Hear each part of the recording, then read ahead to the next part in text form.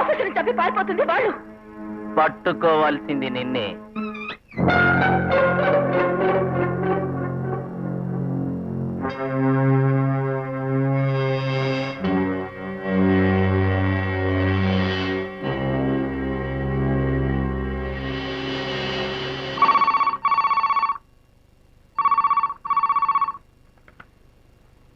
Hello, నేను కృష్ణారెడ్డి గారైనా మాట్లాడేది? అవునండి.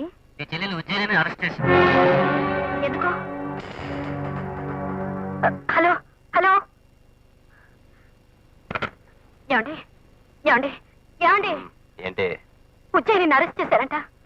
ఎందుకు? ఎందుకు వెళ్ళామంటే ఏం చెప్పంటారు ఎవరానా?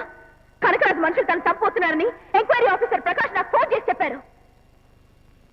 ఇది కట్టుకథ మీరు నమ్మలేమంటే ప్రకాష్ శవాన్ని తీసుకొచ్చి నీ సాక్ష్యం చెప్పించలేదు సార్. ప్రకాష్ పోలీసులు ఫోన్ చేస్తారు కానీ ఈవిడికి ఎందుకు ఫోన్ చేస్తాడు ఎవరన్నారు? చేశారు. తను స్టేషన్ కి ట్రై చేస్తే ఎంగేజ్ వస్తుందని నీ దగ్గరలో ఉన్న పోలీస్ స్టేషన్ కి ఫోన్ చేయమంటే ఈఎస్ఐతో మాట్లాడాను. మీరు నాకు ఫోన్ చేశారా? లేదు, రైల్వే ట్రాక్ పక్కన ఎవరో చనిపోయి ఉన్నారని ఒకతను ఫోన్ చేస్తే నేను వచ్చాను. అక్కడ అనుమానాస్పద పరిస్థితుల్లో తిరుగుతున్న మిమ్మల్ని అరెస్ట్ చేసి తీసుకొచ్చాను. కాదు, హత్యాస్థలం నుంచి పారిపోతున్న మా బావను పట్టుకోవడానికి వెంట పడుతున్న నాకు అడ్డుపడి అరెస్ట్ చేసి తీసుకొచ్చారు. ఇది మరీ బాగుంది యువరానా.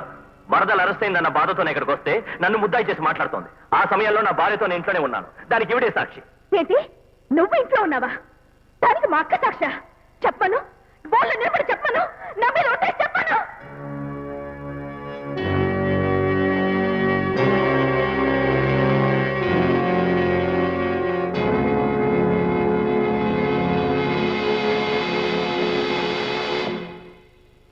చూడమ్మా, ఆఫీసర్ గారు చనిపోయిన టైంలో మీ వారు ఎక్కడున్నారు?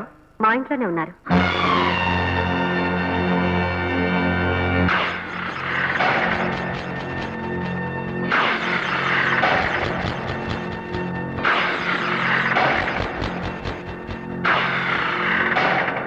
మా చెల్లెలు అరెస్ట్ అయిందని ఫోన్ రాగానే కంగారు పడి నేనే ఆయన నిద్ర లేపాను. నీ మొగుడిని నిద్ర లేపలేదే, న్యాయానికి జోలపాటు పడుతున్నావు. బోన్ ఎక్కగానే నీకు తాళపట్టు గుర్తొచ్చిందా? పిచ్చి పిచ్చిగా వాకు. నీలాగా ఎప్పుడు ఆయన బజార్ రౌడీలాగా దెబ్బలాటకు దిగలేదు. పరువు గల కుటుంబాన్ని కోర్టుకు లాగి ఇంకా మాట్లాడుతున్నావా?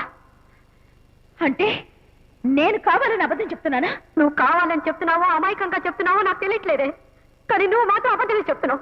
అవునే, నేను చెప్పేదంతా అబద్ధమే. పనిలేక అర్ధరాత్రి రైల్వే గెస్ట్ హౌస్ దగ్గరికి వెళ్ళాను. అక్కడ పనిలేక ఈ ఎస్ఐని పిలిపించాను. పనిలేక ఇదంతా నేనే చేశాను. నిజాయితీ పరుడైన ఆఫీసర్ని హత్య చేస్తే అధికారులు మోసం చేస్తున్నారు, అయిన వాళ్ళు అబద్ధం చెప్తున్నారు.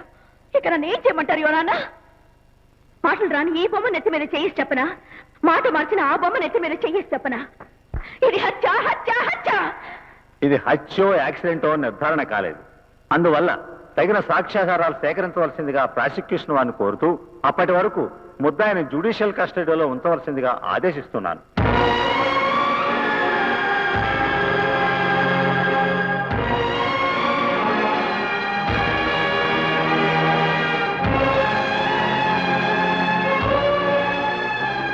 కృష్ణవేణి గారు, తెలిసి తెలియని వయసులో కనిపించే దెబ్బ నేను కొట్టాను.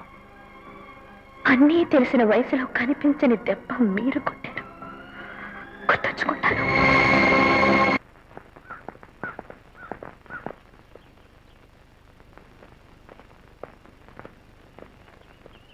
సారీ ఉజ్జయిని, నేను ఊళ్ళో ఉంటే ఇలా జరిగేది కాదు.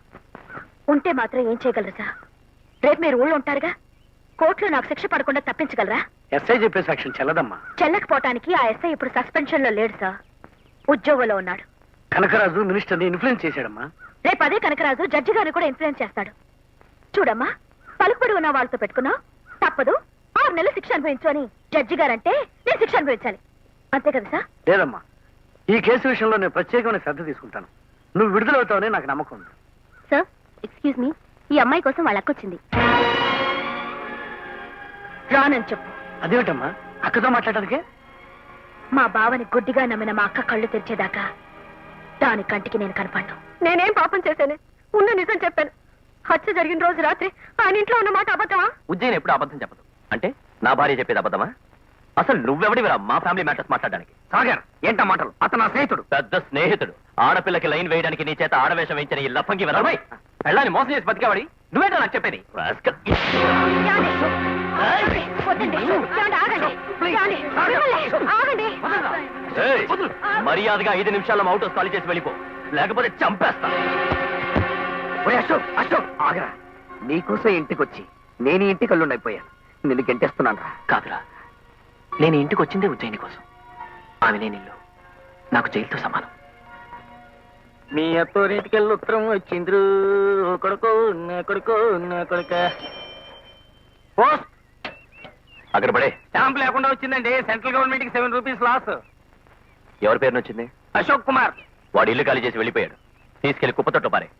కుప్పతొట్టులోనా? ఇది నీ కష్టానికి.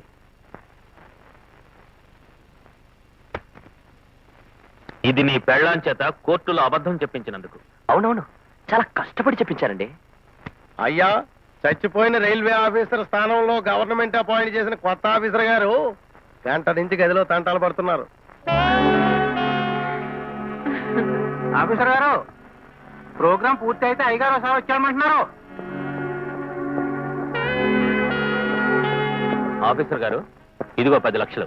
పని అయిన తర్వాత ఇంకో 10 లక్షలు ఇస్తాను. ఏం రాయాలో మా లాయర్ చెప్పాడుగా. చెప్పారు సార్. మీరు బ్రిడ్జ్ చాలా స్ట్రాంగ్ గా కట్టారు. ఉగ్రవాదులే బాంబులు పెట్టి పేల్చేశారు.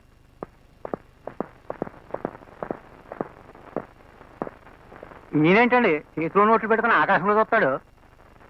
సాగర్, ఏంటో ఆలోచిస్తున్నావు? రేపు పొగాకు రైతులకు డబ్బు బట్వాడా ఇచ్చే రోజు.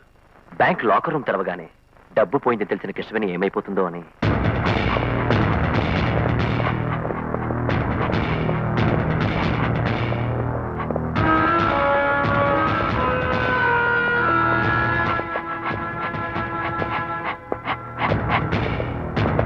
సార్, ఈ బ్యాంక్ మేనేజరు ఈవిడే.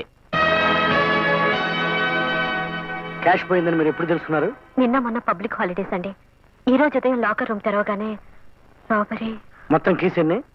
6 అండి.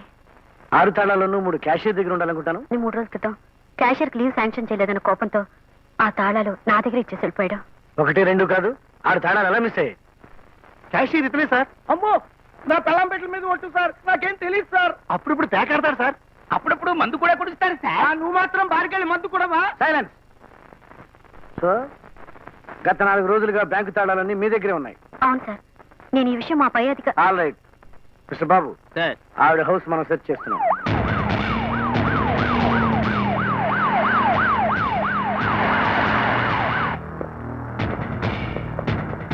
Search the house. ఏంటమ్మా, ఏంటిదంతా? నానమ్మ, అమ్మా. సార్, నా భార్య నిప్పు సార్. అయినా అన్ని కోట్ల రూపాయలు తీసుకొచ్చి ఎక్కడ దాచుకుంటాం సార్ మేము? అదే నిజమైతే ఈ పాటికి ఆ డబ్బుతో ఎక్కడికైనా పారిపోయిండేవాళ్ళం. సార్, ఏ ఎవిడెన్స్ దొరకలేదు సార్. ఏ ఎవిడెన్స్ దొరకపోయినా నువ్వు ఈ కేసులో ప్రైమ్ సస్పెక్ట్. మాకు తెలియకుండా నువ్వు ఈ సిటీ వదిలిపెట్టి వెళ్ళడానికి వీల్లేదు.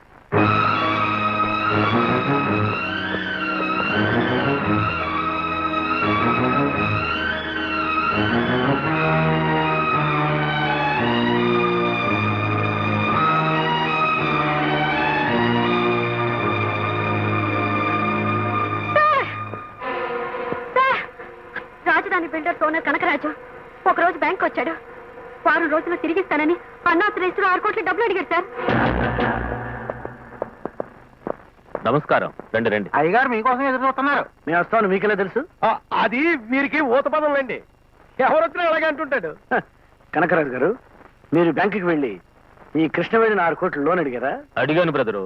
సిస్టర్ ఏదైనా విలువైంది తాకట్టు పెట్టమంది.